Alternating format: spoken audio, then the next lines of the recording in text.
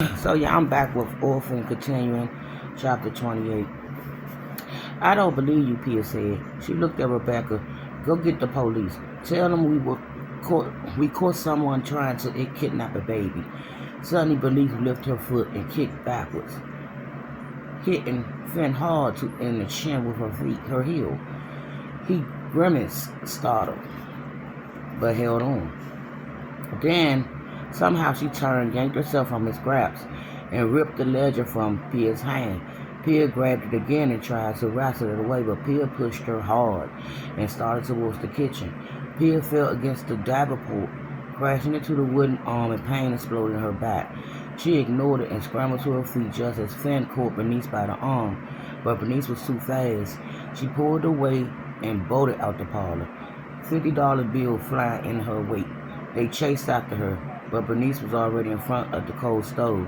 She opened the door and pitched the ledger inside. No, Pia cried, arm stretched, as if she could stop what was happening by sheer force of will.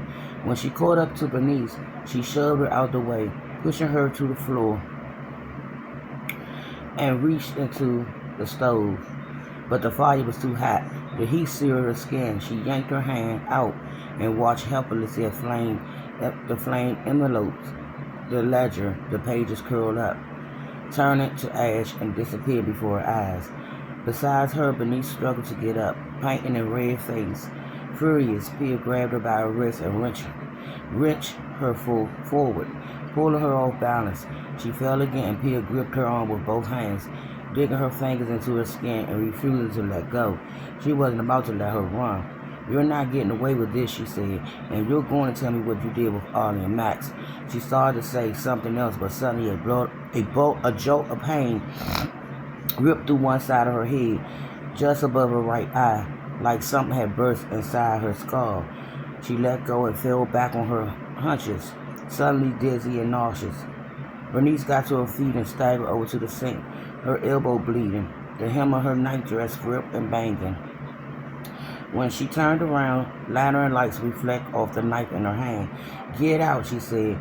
Now, or, so help me God, I'll use this. Go get help, Finn said to Rebecca. Hurry. Rebecca started towards the door. No, wait, Pia said. She put one hand on the floor to the top to stop the room from spinning. We're not going to need the police. She squeezed her eyes shut for a second, and as quickly as it started, the pain and dizziness disappeared. What do you mean we don't need the police? Finn said. She got a knife. Pia straightened up and got to her feet, worried eyes fixed on Bernice. She took my brother, she said. She took a lot of children, and she's going to pay for what she did very soon.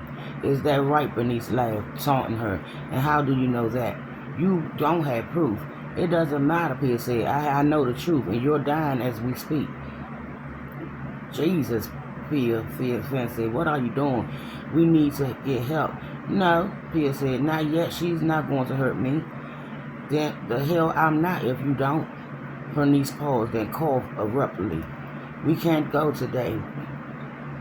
Finn gasped at Pia, confused. What the hell is she talking about? Pia held up her hand, telling him to wait. Panic played around the edges of her mind, but she pushed it away. She had to get Bernice to talk before it was too late, and she didn't have a lot of time. She doesn't know, she said. She can't think clearly right now. What do you mean she doesn't know? Finn said. What in the bloody hell is happening? Bernice lowered the knife and swayed. A thin sheen of sweat broke out on her forehead and upper lips. She furrowed her brows in confusion, then reached back and grabbed the edge of the sink to steady herself. You're not feeling well, are you? Pia said.